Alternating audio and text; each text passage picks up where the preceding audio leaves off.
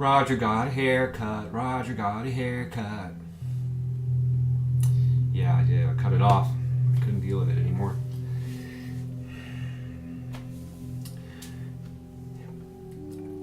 At least I have my hair. You know, at this age, that's something. All right. Hey everybody, how you doing? Hope you're doing well. Cheers.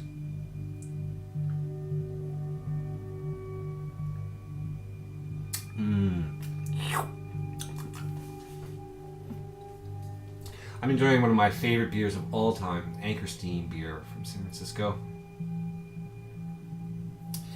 This stuff is yum. Delicioso. So yeah, I feel bad.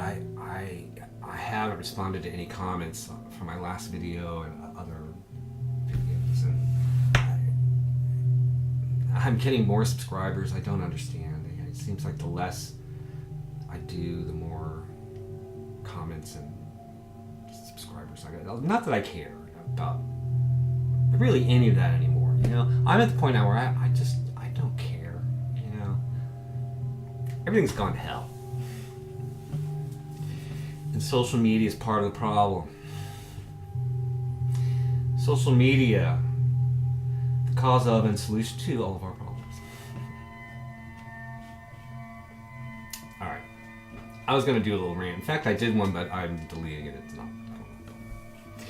So your Rodger's back with a haircut, with more records. That's what you're here for, right? So let's just dive right into some records. Here's a new 7-inch from Y Oak.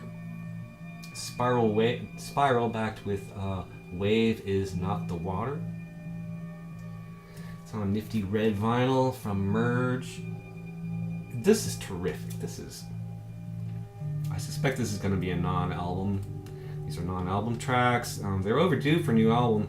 Oh God, these guys just get better and better.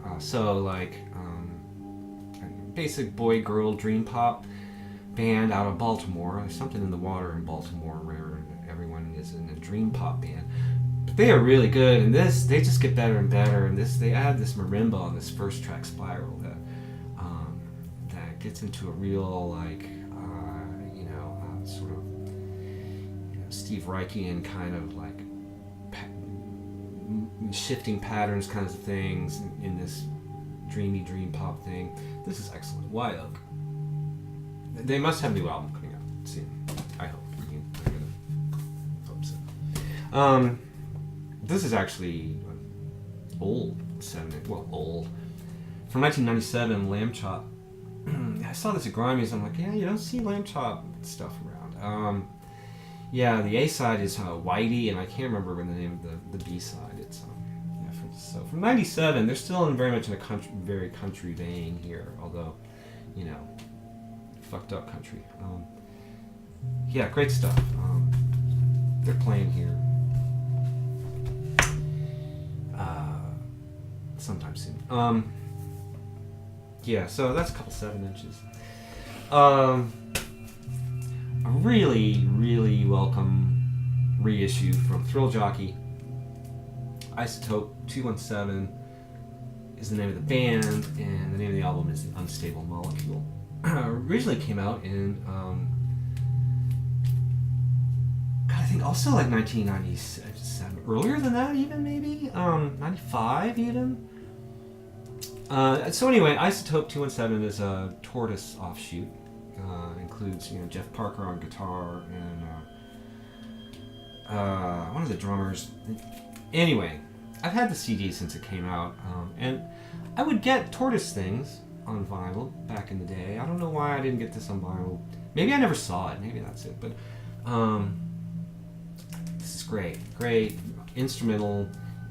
Tortoise, much more in a sort of jazz bag, overtly jazzy, sort of Electric Miles vein.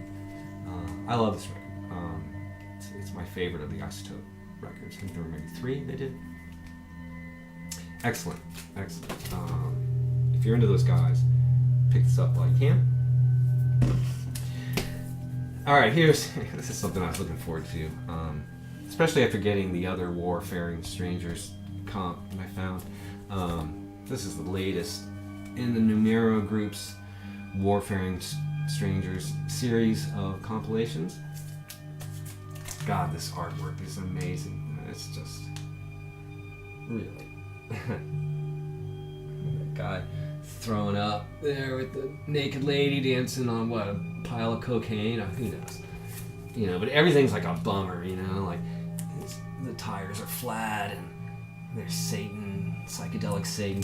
All right, so what is this? This is more 70s proto-metal, hard, heavy, you know, the end of the hippie era, and like it's Sabbath and great stuff. Great artwork, great little booklet that comes with it.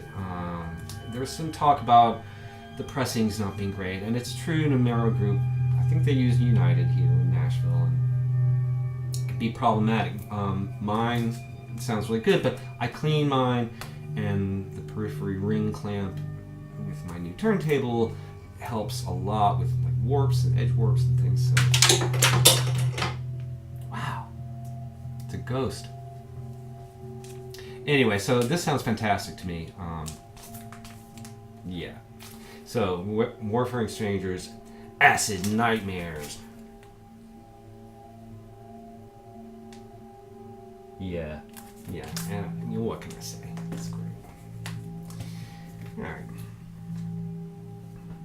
Cheers. Hope everybody is hanging in there. It's nice to see Chris 4127 Basket. The surprise video. I really wish he hadn't deleted all his other videos, but alright, whatever. So here's some metal. The new Wolves in the Throne Room. Thrice Woven, it's called. That cover is really, really weird. You can't really see it, and I didn't really notice how weird it was until I was listening to the record.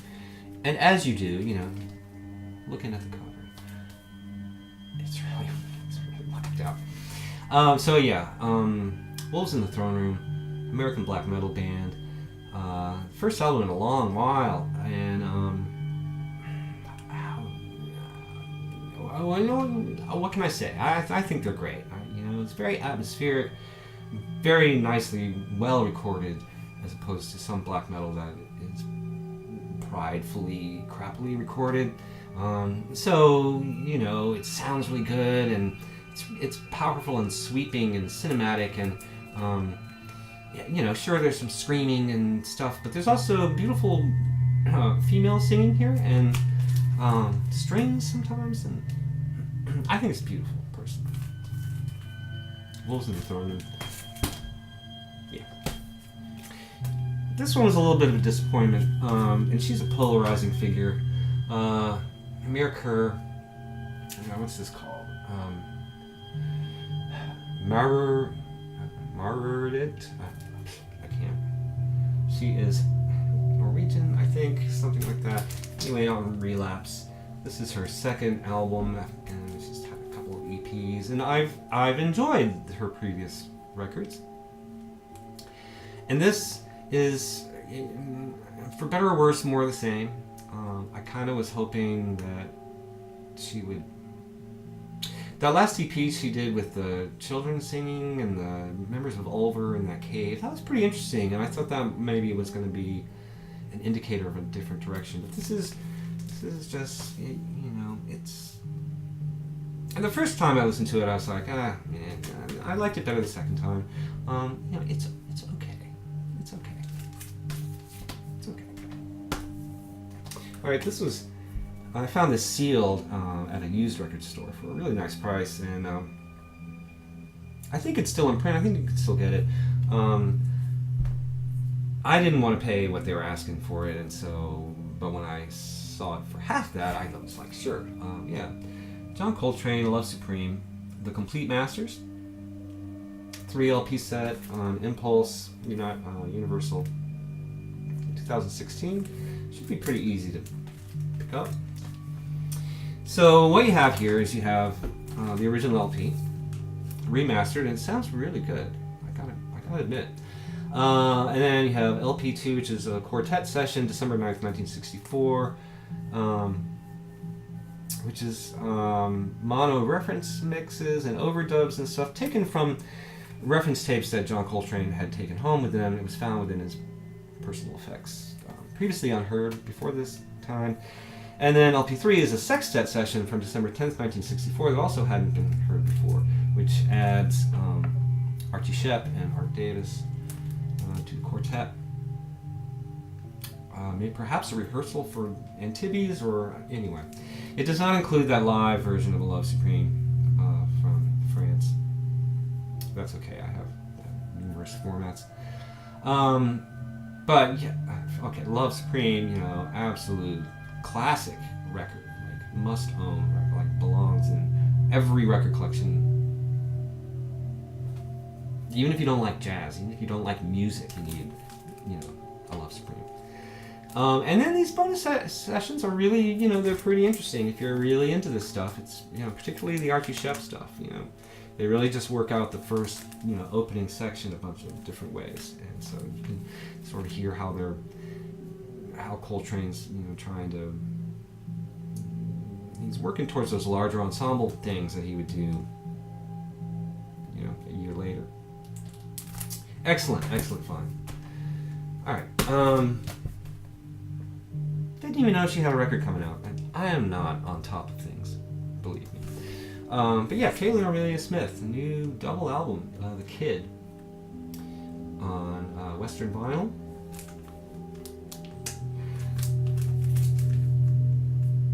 Yeah, she's great.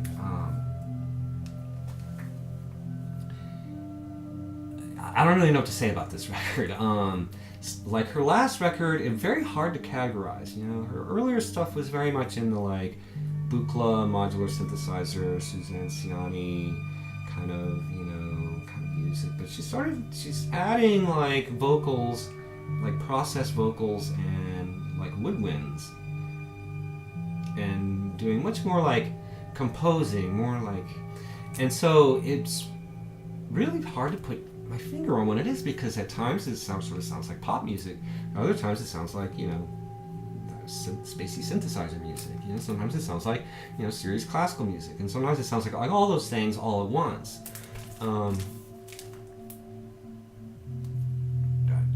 I personally love it. I think the artwork on this is amazing. The sound is really great, and but I could see it being not everyone's cup of tea. Like if you go into this wanting like Klaus Schulze or that kind of thing, you're going to be disappointed, because she's doing her own thing, and I applaud her for that. Here's to women in music.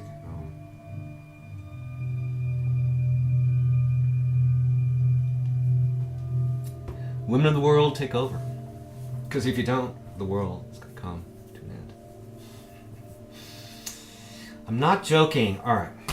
Speaking of women and electronic music, here's something I was really intrigued by and looked it up and was like, oh yeah, I'm bringing this home. Maggie Payne, Crystal.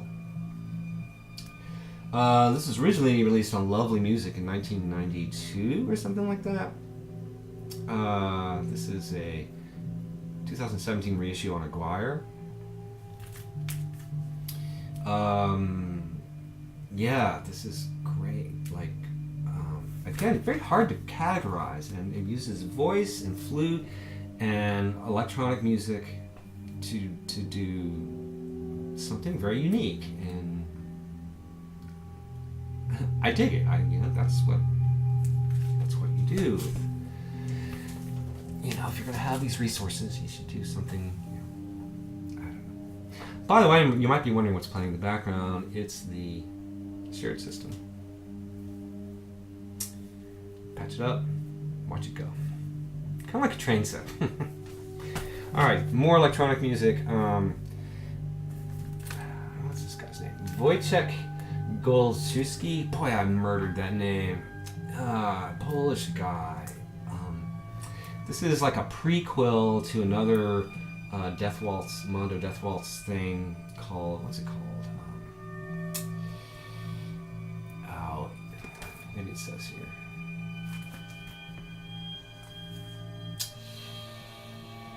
Oh, whatever. Anyway, it's got that great cover with the lasers blowing apart this astronaut floating in space.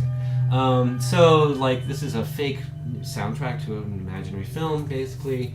And anyway, if you like that other record, you'll like this a lot too. Terrific synthesizer stuff. Just really nice. I did a big trade. Well, not that big. I thought I was going to do a big purge of my record collection and have that. I thought, okay, I can come up with 100 records that I think. No, 50, maybe.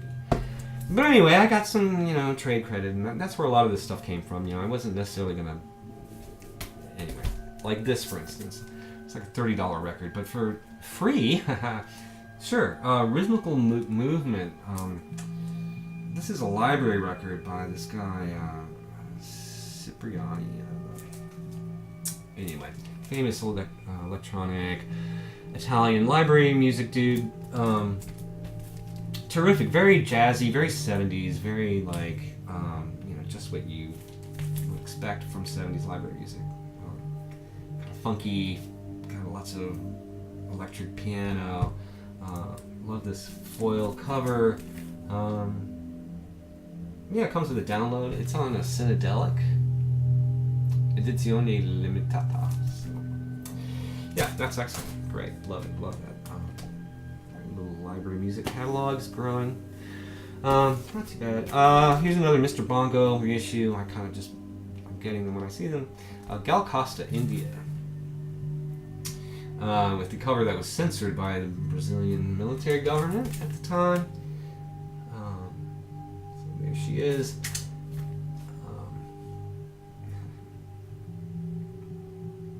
Okay. Brazilian pop music. It features Gilberto Gil and Arthur Verocai doing some arrangements, and it's terrific. Sounds really good. Nice pressing. Nice. The artwork is still a little fuzzy, but I don't care. All right, we're closing in on it. I had a lot of records to show, but I thought I'd show you mostly new things. Well, it's not really what's happening here. All right, speaking of new, this just came out yesterday. Friday. And Grimes was even doing a little listening party, and I caught the end of it, and I was like, Anyway, the new Beck colors. Like I said, I had some trade credit, so I thought, all right, I'll go for the freaking deluxe edition, 245 RPM, with the glassine, not glassine, like the plastic inserts. You can rearrange this insert here. This is a die cut, blah blah blah. Red vinyl, cool booklet. It's like transparency. It's transparency. Beautiful packaging, absolutely beautiful packaging. Okay pressing. Musically, it's okay. It's okay. I blame Scientology, to be perfectly honest. But this guy, he's the last record, that Morning Phase record from a couple years ago. That was trying to reclaim the glory of sea change, and not really. It was an ersatz sea change, emotionally flat, And this is trying to recapture the sexy fun times of Midnight Vultures, and that. And again, it's it's emotionally flat. It's technically there, but it's just emotionally not there, And so it's this kind of cold, calculated sort of record. So you may ask, why, Rodger? Why knowing that? Why did you buy this? I didn't. It was free. God, I'm an idiot. All right. Here's another record I really wanted to like, and I need to start listening to things online and not just the new Leonardo, Electric Trim. you know, I read about it and how he like produced it with Ravel Refree, and like there was going to be some electronics, and he got Richard Prince to do the artwork, and like it was what label is this on? Because it's pressed in Germany. Anyway, whatever. Yeah, so 2 LPs, and it's. I really like that Last Night on Earth record. It's trying to be straight ahead rock and still be that scronky Sonic Youth thing, and not so much like pretentious poetry reading kind of bag. Well, we get the pretentious poetry reading bag a lot here, and while it has its moments, ooh, I'm really not sure about that. Sorry, Lee.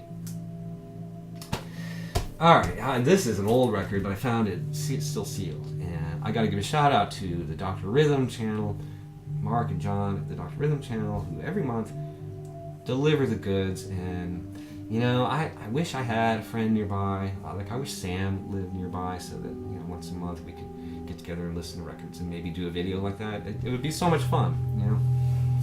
But, you know, I have my wife, but she's not into making videos. Alright, so anyway, those guys, they've really made it clear to me that I gotta up my soul game. You know, I love soul music. I grew up with soul music. Like when we moved to Connecticut, outside of New York, and the New York AM soul stations were like a revelation to me. And, you know, I have a lot of that stuff from my childhood. I have a lot of CDs, but. Anyway, so one guy I didn't really know anything about was Bobby Womack, and they are always showing and playing Bobby Womack, so I'm like, alright. They're relatively easy to find, and the problem is hard to find in good shape. So anyway, for Still Sealed, 1975 album, what's it called? I Don't Know What the World Is Coming To. I don't know either, Bobby. I really don't.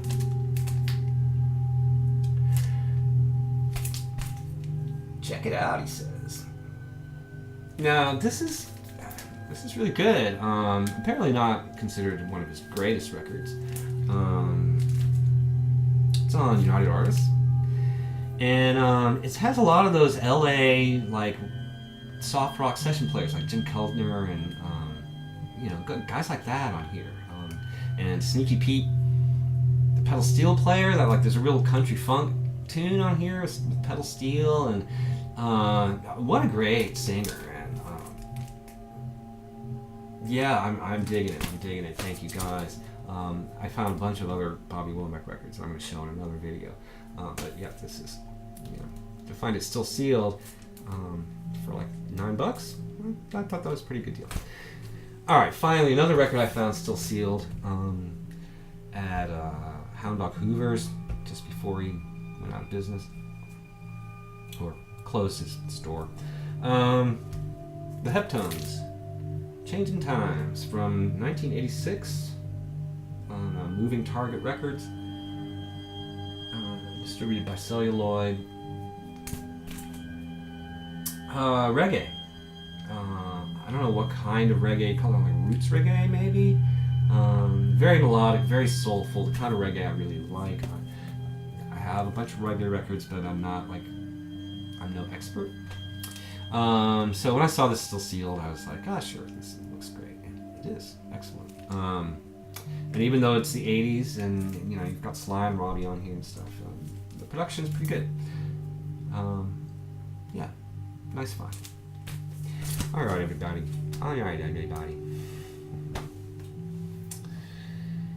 Thanks for watching. Thank you for commenting. I'm going to try to respond to your comments tonight. If I don't, what can I say? Alright, take care, everybody. I'm going to a record show tomorrow. It's not a real big one, so it might be kind of no big deal, but I'm going. And I've got more records to show, so I'll be back. I'll try to up my social media game. Despite everything. Despite's a thing. I'll do it just despite everything. Alright, everybody. Take care.